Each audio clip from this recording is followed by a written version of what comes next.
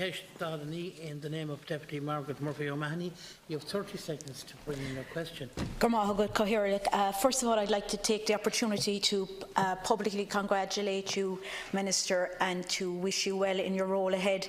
The day I first landed in Leinster House in 2016, the Minister was the first person I met, so you will always have a special place in my heart, and I do sincerely wish you well. Minister, as you know, SNAs play a huge role in our schools, and I'd like to publicly acknowledge that today. So can I ask you please what plans you have to improve the working conditions of SNAs in our schools? Thank you very much for your cooperation, Deputy Minister. Thank you, Deputy, and I remember the day very well, and I remember you quoting Mark Twain on that day as well, and I think the quote was, the two most important times in your life, the day you were born and the day you find out why you were born. So I'll let your constituency, I'll not say what you told me, but you can tell them in private. It wasn't meeting me, just to be clear, Chairman, but she gave a different reason.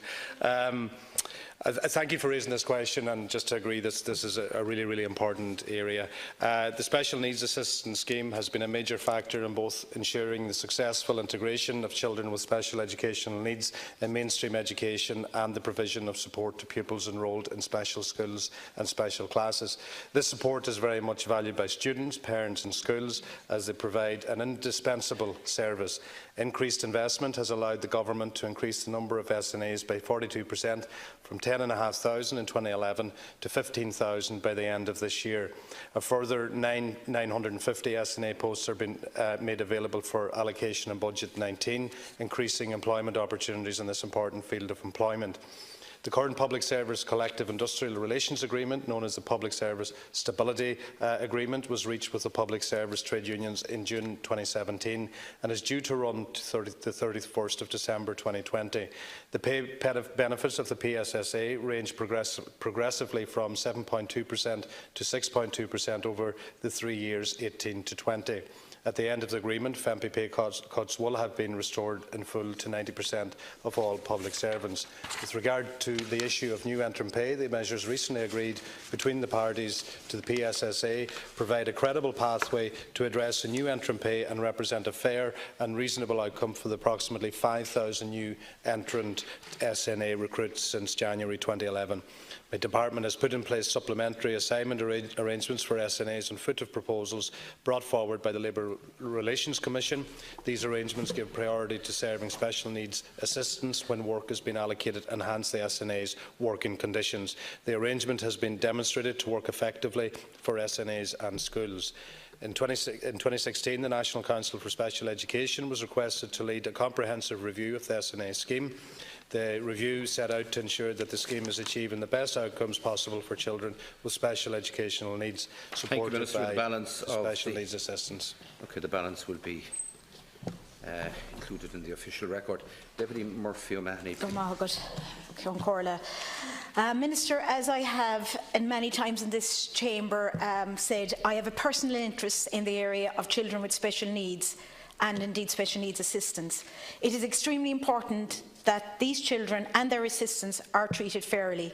It's also important that the policy put in place by my party, Fianna Fáil, in 1998 is made available to every child with extra needs without hesitation, and more importantly, that stakeholders are confident in the system.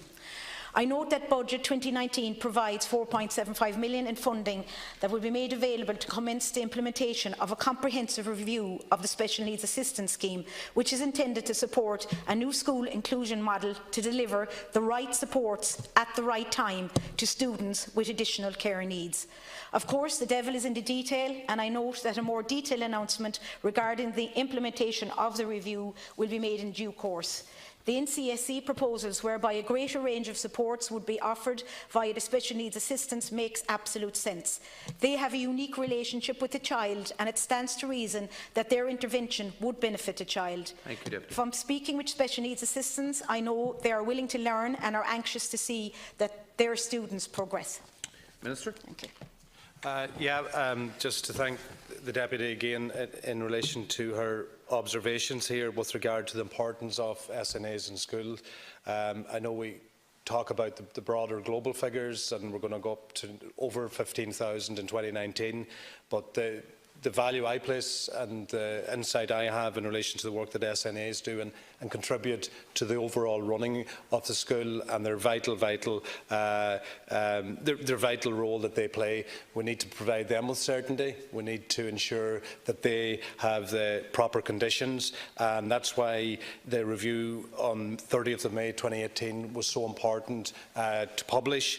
But once you publish a review, there's a series of recommendations. So the hard work starts now, the hard work of choices, and these and other recommendations of the review, they are under consideration. There's a couple of elements just to highlight. You know, the continuing professional development options for SNAs, and also looking at ensuring that substantially we improve the job security for SNAs in schools, ensuring greater certainty for them in relation to their employment status.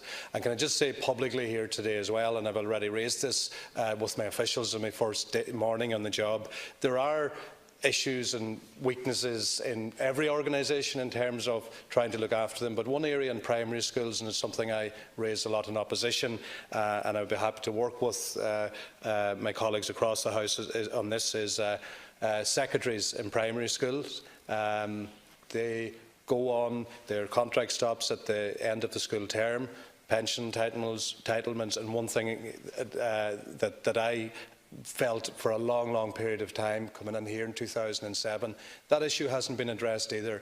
I don't want to create expectations here today that it will be addressed, but what I will say is this: the number of primary school secretaries that also provide an integral role, as well as the SNAs within schools, it's something I want to work on, and I'd be happy to hear your own opinions on that in the time ahead. First of all, I'd like to thank you, Minister, for acknowledging the important role that SNAs have in schools, and I do agree with you with the important role as well that secretaries have. They're all often overlooked, and they do play a pivotal role in the schools. Ministers, it is well known that early intervention is key, and SNAs are an integral part of a child's progress, as is the relationship between the teacher and the SNA. Therefore, additional training is vital to equip the SNAs in this regard. It is further hugely important that SNAs have security and that they have good job protection going forward. Of course, it's also imperative that the actual schools are in place. I'm aware that building projects for some schools, which were to commence in 16 and 17, are yet to materialise, as other deputies have pointed out here already. Minister, when a child's future is at stake, political spin must be put aside, and I call on you here this evening to rectify the matter without any further delay. Thank you, Deputy Minister. Yeah, just to say again, the recommendations are under consideration, and the meetings and briefing sessions, and my head's about to explode at this stage with all the briefing sessions we've got between yesterday and today, but SNAs was subject to those conversations, so we will be given an in-depth analysis of the recommendations and ensure that they get proper and adequate consideration. Question